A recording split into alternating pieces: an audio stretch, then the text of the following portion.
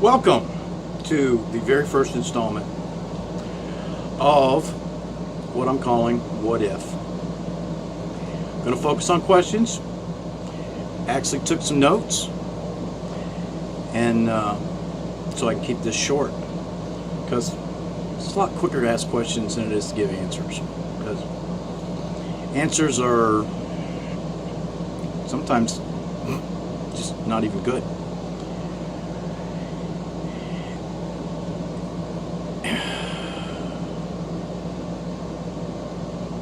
Nah, I'm not going to stop. I had this selfie focus thing going and it blurred out the background, but it quit doing it. Well, anyway, I was going to say, what if I used the selfie focus? But anyway, what if questions. What if is always the first question that a fiction writer asks when they're beginning to extrapolate a story. Oftentimes, what if is asked and you actually develop an ending. Then writing the story is basically filling it in from the beginning to the what if that you already answered. Learned that taking a correspondence course for writers. Actually wrote a novel which actually kind of didn't make sense until now, but anyway, let me get back to my point, because I want to make this quick. What if is the first question that a fiction writer asks before they develop a story. Something I want to accomplish with this is to maybe open your mind a little bit, because opening your mind is liberating. And liberation is not something that you can do for other people. I've explained this many times in conversation with friends, family. You can't liberate another person. Because liberation is an internalized activity. Liberation is when you no longer fear death, when you no longer fear information, when you no longer fear yourself.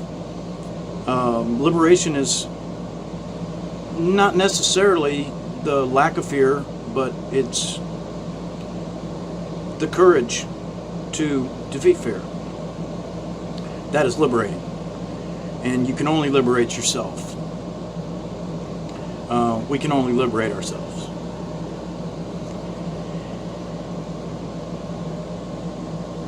Sometimes what ifs, which is the point of this, hopefully I'm going to turn into a series.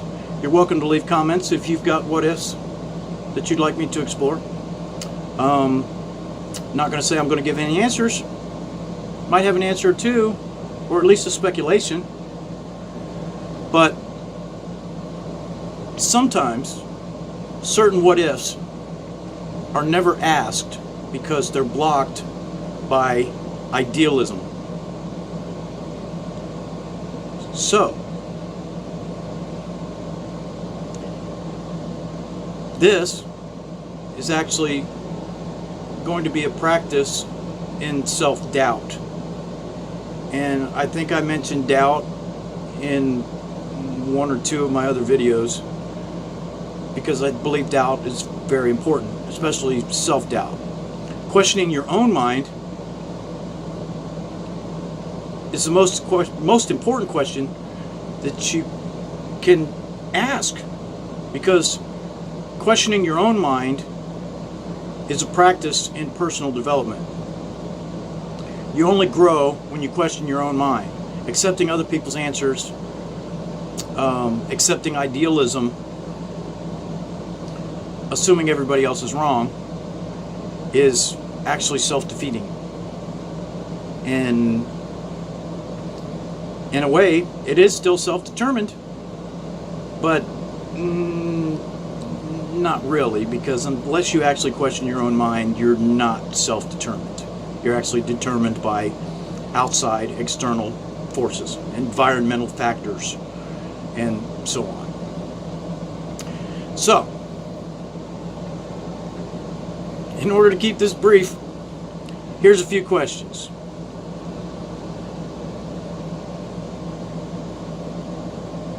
What if idealism is actually mind-numbing?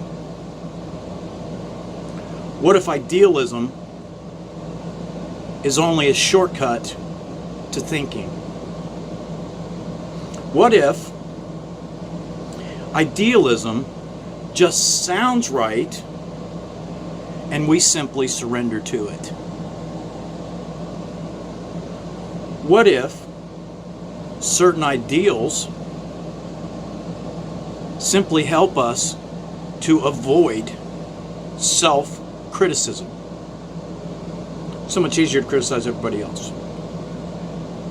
But how many people can successfully criticize themselves and give themselves constructive criticism? So what if certain ideals help us to avoid self-criticism? And why? Why is it so much easier to criticize others than to criticize ourselves? I mean, comedians do it. I mean, self-deprecating humor is actually, the largest percentage of comedy. I mean, it's what I use, when I'm out in the field working, basically disparage myself and I get a laugh. But self-criticism is no stranger to me. Questions are more important than answers. Accepting too many answers hides the path to the truth. Now that may seem like an answer. I don't think so. Accepting too many answers hides the path to the truth.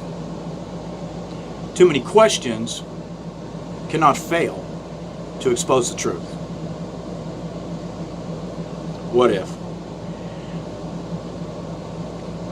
That's it. You're welcome to subscribe. You're welcome to leave comments, give me any suggestions about what if. And have a wonderful day. Love everybody. See ya.